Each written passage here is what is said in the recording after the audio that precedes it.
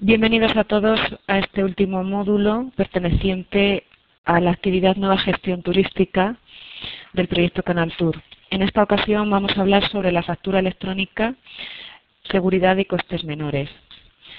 Aquí tenemos los objetivos de la sesión. Lo que vamos a ver es qué necesitamos para generar las facturas, el papel que juega el uso de la firma electrónica, además de las ventajas que proporciona su utilización. Por último, analizaremos los elementos de seguridad que garantizan su uso en las comunicaciones telemáticas y veremos una parte relativa a un ejercicio práctico de autoestudio que podréis realizar individualmente. La documentación, es decir, todo el material relativo a esta sesión está disponible en el portal de Canal Tour para poder descargarla y visualizarla en formato PDF. Aquí tenemos el índice de contenidos. Como decía, vamos a ver primero unas nociones sobre la factura tradicional, qué es la factura electrónica, sus características, requisitos, las obligaciones que hay legales tanto para el expedidor como para el destinatario y las obligaciones tributarias de facturación. Hablaremos también sobre las ventajas del uso de la factura electrónica, el uso de la firma electrónica con los formatos válidos actualmente y por último hablaremos sobre la seguridad que conlleva precisamente el uso y el desarrollo de esta actividad a través de la vía telemática. Y por último haremos referencia al ejercicio de autoestudio que mencionaba hace un momento. Empezamos entonces con la factura tradicional. Bueno, pues nos remontamos un poco a lo que es la factura tradicional y vamos a leer la definición. Decimos que una factura es un documento que refleja la entrega de un producto o servicio con una fecha de devengo y una cantidad a pagar como contraprestación. Aquí tenemos la definición. Vemos entonces que los datos que figuran o que deben figurar en una factura son los del expedidor, los datos del destinatario, el concepto o detalle de los productos o servicios realizados o suministrados, los precios unitarios y los totales, además de los descuentos y de los impuestos. ¿En quién repercute la factura tradicional? Bueno, pues esa factura tradicional es un justificante fiscal que afecta tanto al emisor como al receptor, cuyo original suele ser custodiado en la mayor parte de los casos precisamente por el último, por el receptor, por quien la recibe.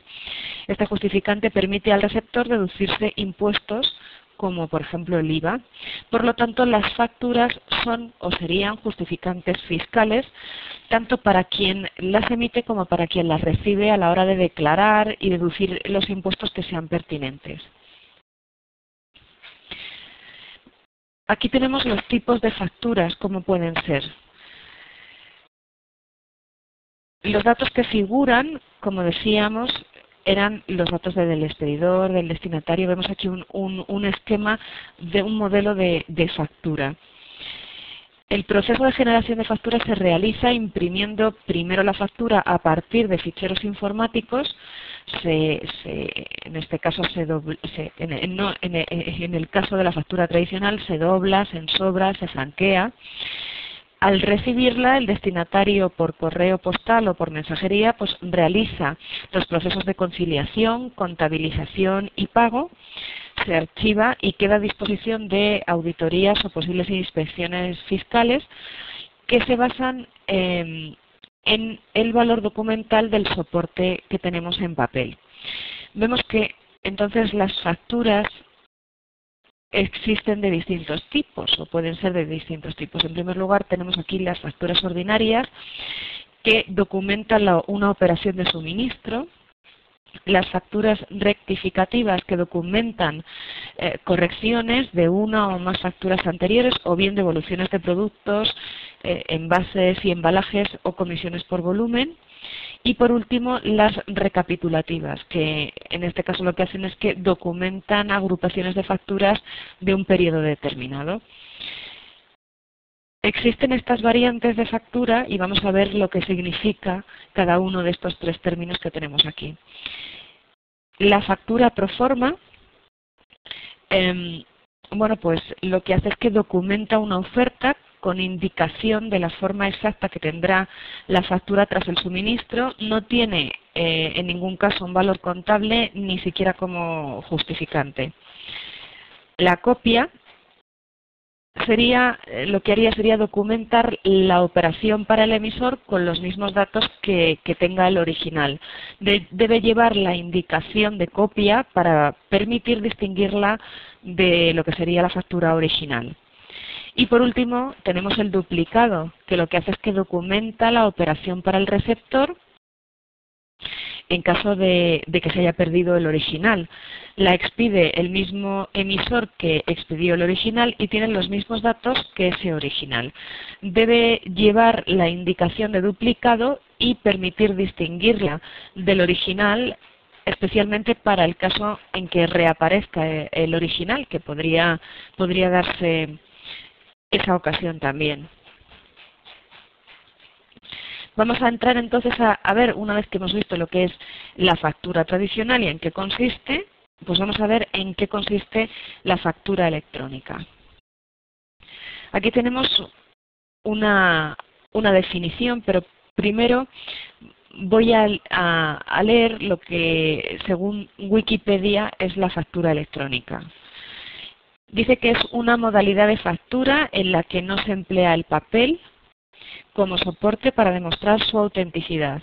Por eso la factura electrónica es un fichero que recoge la información relativa a una transacción comercial y sus obligaciones de pago y de liquidación de impuestos y cumple otros requisitos que dependen de la legislación del país en el que se emplea. Por tanto, la factura electrónica es un tipo de factura que se diferencia de la factura en papel por la forma de gestión informática y el envío mediante un sistema de comunicaciones que conjuntamente permiten garantizar la autenticidad y la integridad del documento electrónico, que es de lo que vamos a hablar principalmente hoy, de esa autenticidad y esa integridad en los documentos electrónicos, en este caso para las emisiones de factura con el empleo de la firma electrónica. La factura la envía el vendedor al comprador a través de un medio de comunicación para documentar la venta o la provisión del servicio.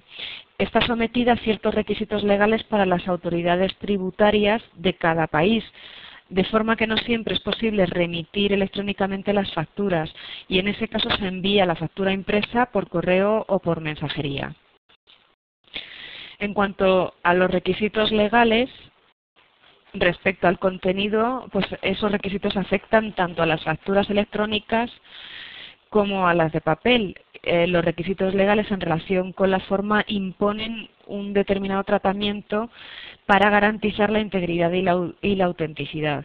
En España se aplica de forma general la Directiva 115/2001, aunque esta normativa está adoptada al ordenamiento nacional principalmente en las siguientes normas que voy a nombrar.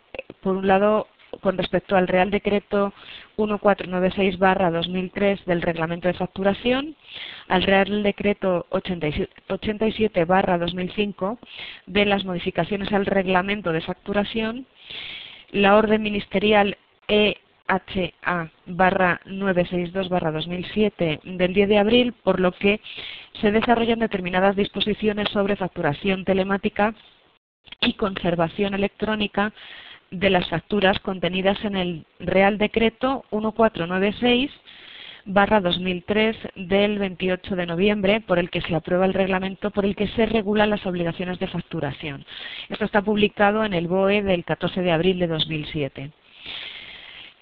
Y por último tenemos la Orden Ministerial PRE/2971/2007 del 5 de octubre sobre la expedición de facturas por medios electrónicos cuando el destinatario de las mismas sea la Administración General del Estado u organismos públicos vinculados o dependientes de aquella, o sobre la presentación ante la Administración General del Estado u organismos públicos vinculados o dependientes de